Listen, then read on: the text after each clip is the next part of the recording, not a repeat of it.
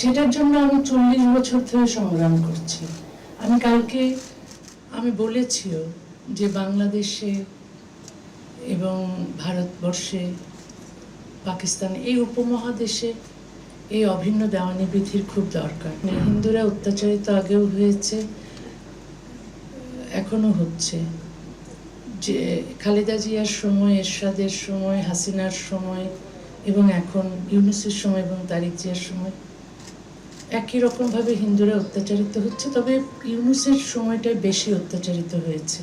অনেক সময় দেখা যায় যে মাদ্রাসাগুলোতে জিহাদি তৈরি হচ্ছে, কারণ এখন আপনারা যদি দেখেন নিউজগুলো, বা মাদ্রাসায় শিশুর ধর্ষণ চলছে, শিশু নির্যাতন চলছে, বলাৎকার চলছে।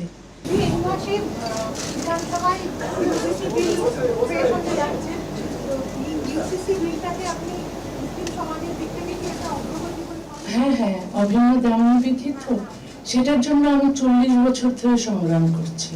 আমি কালকে বলেছিও যে বাংলাদেশে এবং ভারতবর্ষে, পাকিস্তান, এই উপমহাদেশে এই অভিন্ন দেওয়ানি বিধির খুব দরকার। আসলে পৃথিবীর যে কোনো সভ্য দেশেই এই অভিন্ন দেওয়ানি বিধি আছে, কারণ এক দেশ এক আইন আমরা চাই, সবার জন্য সমান আইন চাই।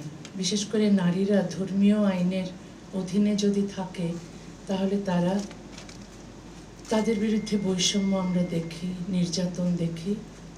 তো সেইগুলো চলে যায় যদি আমরা সমান অধিকারের ভিত্তিতে অভিন্ন দেওয়ানি বিধি তৈরি করি, এবং এটা মাস্ট, এটা সভ্যতার প্রথম শর্ত। কারণ এখানে আমরা দেখছি মুসলিম মেয়েরা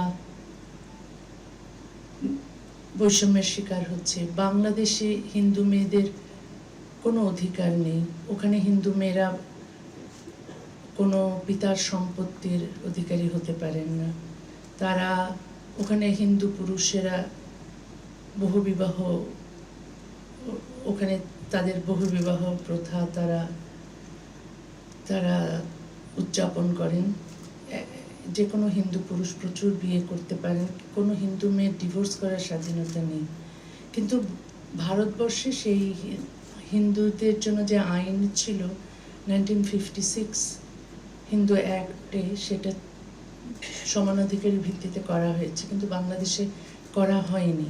সুতরাং হিন্দু মেয়েদের ওখানে স্বাধীনতা পেতে হলে, অধিকার পেতে হলে অভিন্ন দেওয়ানি বিধির দরকার, এবং সেটা সম্পূর্ণ সমান অধিকারের ভিত্তিতে হতে হবে।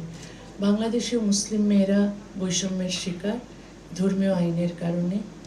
তো এই সমস্ত বৈষম্য চলে যাবে যদি অভিন্ন দেওয়ানি বিধি সমানাধিকারের ভিত্তিতে করা হয়। বাংলাদেশে হিন্দুদের উপর টর্চার, সেখানে মারধর করা, খুনের ঘটনা এবং ধর্মীয় স্থান সেগুলো ভাঙচুর করা, একটা রাম মন্দির হচ্ছিল, সেটাও সেখানে করা যাবে না। ধর্মের অধিকার, মত প্রকাশের অধিকার যে কোনো দেশের ক্ষেত্রেই সত্যি হওয়া উচিত। বাংলাদেশে ডক্টর ইউনূসের জমানা হোক বা তারেক রহমানের জমানা, কোনো ডিফারেন্স দেখতে পাচ্ছেন? বা আগে শেখ হাসিনার জমানায় কোনো ডিফারেন্স দেখতে পেয়েছেন এই তিনটে রেজিমে? না, খুব একটা পার্থক্য নেই। হিন্দুরা অত্যাচারিত আগেও হয়েছে, এখনো হচ্ছে। যে খালেদা জিয়ার সময়, এরশাদের সময়, হাসিনার সময় এবং এখন ইউনূসের সময় এবং তারেক জিয়ার সময় একই রকমভাবে হিন্দুরা অত্যাচারিত হচ্ছে। তবে ইউনূসের সময়টাই বেশি অত্যাচারিত হয়েছে। হাসিনার সময়ে যে অত্যাচারিত হয়নি তা নয়। এখন যে হিন্দু বিদ্বেষী মানসিকতা যদি তৈরি হয় মানুষের মধ্যে, তাহলে তো ওটা হবেই। সবচেয়ে দরকার হচ্ছে শিক্ষা, যেখানে হিন্দু, মুসলিম, বৌদ্ধ, খ্রিস্টান সবাই সমান, সবার নাগরিক অধিকার এক, সবারই বেঁচে থাকার অধিকার আছে, যার যার ধর্ম পালন করার অধিকার আছে, এবং কারো অধিকার নেই অন্যের ওপর আক্রমণ করার। এই শিক্ষাটা যদি সরকার থেকে দেওয়া হতো, এই নানা রকম মসজিদ মাদ্রাসা করে ধর্মীয় শিক্ষা না দিয়ে, কারণ অনেক মাদ্রাসা মসজিদে এই অমুসলিমদের প্রতি ঘৃণা শেখানো হয় সেই বাচ্চা বয়স থেকে, তখন তারা ওই রকমের একটা হিন্দু বিদ্বেষী মানসিকতা নিয়ে বড় হয়ে ওঠে। তো সরকার যদি এই মাদ্রাসাগুলোকে নিয়ন্ত্রণ করেন, ওখানে কি শিক্ষা দেওয়া হচ্ছে, তাহলে হয়তো এগুলো অনেকটাই নিয়ন্ত্রণ করা যেতে পারে, এই বিদ্বেষগুলো। কিন্তু সেই রকম কোনো উদ্যোগ কোনো সরকারই নিচ্ছে না। কারণ এই সরকার, যতই সরকার আসে, তারাই সবই ওই ধর্মান্ধদের ভোটের জন্য ওদের সঙ্গে আপোষ করে।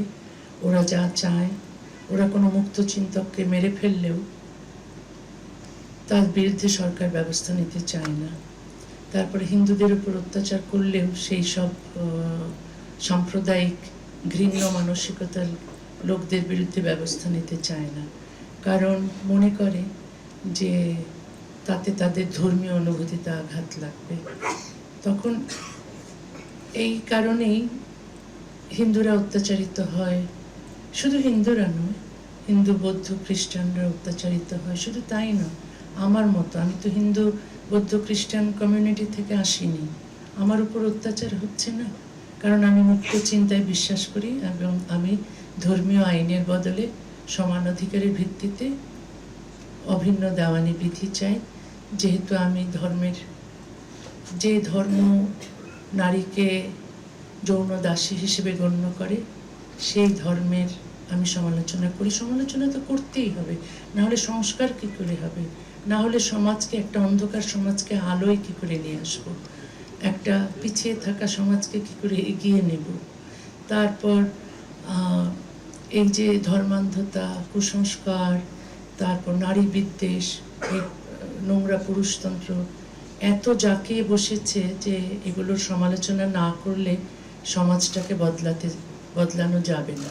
সেই কারণে আমি সমালোচনা করি বলে আমাকে দেশ থেকে বের করে দেওয়া হয়, আমার ফাঁসির জন্য মিছিল হয়। এবং শুধু তাই নয়, যে মুক্তচিন্তকরা আমার মতোই কথা বলতেন, সেই মুক্তচিন্তকদেরকে আপনারা জানেন কিভাবে নৃশংসভাবে খুন করা হয়েছে। কিন্তু তারপরও আশা ছাড়ছি না, চেষ্টা করছি যে সমাজ কী করে সভ্য হবে, কী করে মেয়েরা সমান অধিকার পাবে, কী করে মানবাধিকার থাকবে। কারণ এইভাবেই কিছু মানুষ চেষ্টা করে যায় কোনো একটা সমাজকে পরিবর্তন করার জন্য।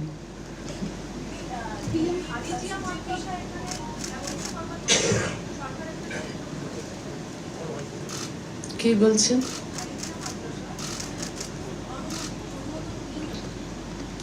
না, আসলে আমি মাদ্রাসা সম্পর্কে যতটুকু জানি, বাংলাদেশের মাদ্রাসা সম্পর্কে, আমার যেটা মনে হয় যে মাদ্রাসাগুলো থাকা উচিত নয়। কারণ অনেক সময় মাদ্রাসা দেখা যায়, সব সময় নয়, অনেক সময় দেখা যায় যে মাদ্রাসাগুলোতে জিহাদি তৈরি হচ্ছে। কারণ এখন আপনারা যদি দেখেন নিউজগুলো, বা মাদ্রাসায় শিশুর ধর্ষণ চলছে, শিশু নির্যাতন চলছে, বলাৎকার চলছে, এবং ইমাম, মাদ্রাসার শিক্ষক এরা ধরা পড়ছে, এরা জেলে যাচ্ছে। কিন্তু এদের এই শুধু তো শাস্তি দিলে হয় না, এই শিক্ষা ব্যবস্থার পরিবর্তন দরকার। আর মাদ্রাসার আমার মনে হয় না কোনো দরকার আছে, কারণ এই মাদ্রাসা থেকে পাশ করে কেউ কিছুই করে না। মানে কেউ, এটা হচ্ছে কি যে ওরা এক ধরনের ভিক্ষে করে খায়, চাঁদা তোলে খায় না। তো এই মাদ্রাসাগুলো না হয়ে বরং সব মাদ্রাসাগুলো সেকুলার স্কুল হয়ে যাওয়া উচিত। আর প্রচুর মসজিদ গড়ে উঠেছে যেগুলো জিহাদি তৈরির কারখানা। তো সবগুলো বলছি না, কিছু কিছু। তো ওই একটু মানে কিছু হলে কেউ যদি টাকা কড়ি করে, তাহলেই না একটা মসজিদ বানিয়ে দেয় কোথাও। তো এত মসজিদের দরকার নেই, এটাও আসলে সরকারের কন্ট্রোল করা উচিত। এবং সরকার নিজে থেকে ধর্ম প্রচার করুক, সেটাও তো ঠিক নয়। কারণ সেকুলার কান্ট্রি হতে গেলে ধর্মকে রাষ্ট্র থেকে পৃথক করতেই হবে, এবং এটা সভ্যতার প্রথম শর্ত। সেটা প্রত্যেকটা দেশে, সভ্য দেশেই আছে, ধর্মের সঙ্গে রাষ্ট্রের কোনো সম্পর্ক থাকতে পারবে না। তো এইসব অনেক কিছু আছে যেগুলো করলে সমাজ উন্নত হয়, রাষ্ট্র ব্যবস্থা ভালো হয়, এবং মানুষ অনেক অধিকার এবং স্বাধীনতা নিয়ে বাঁচতে পারে।